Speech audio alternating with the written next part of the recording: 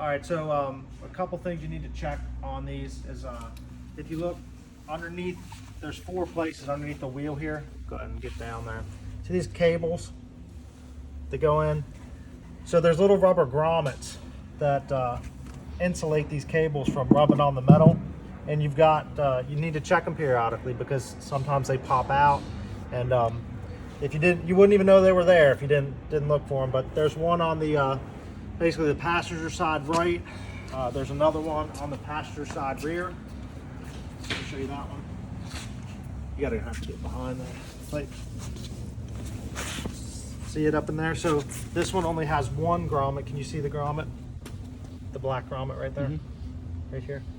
All right, and then it goes through the frame, like just the frame back here, but you're looking for that grommet. And these cables are what connect the batteries together.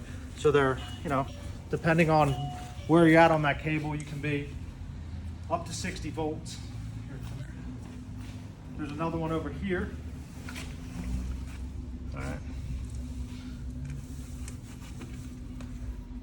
And it's in place right there. That's good.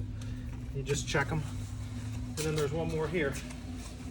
So I guess Dance, you come around the front. You open there. And on the front, there's 2. There's one that kind of goes, you know, into the engine compartment that goes onto the dash, and then there's one that goes in the battery compartment. And like, there you go. So see that right there? Like that's popped out. Do you see that?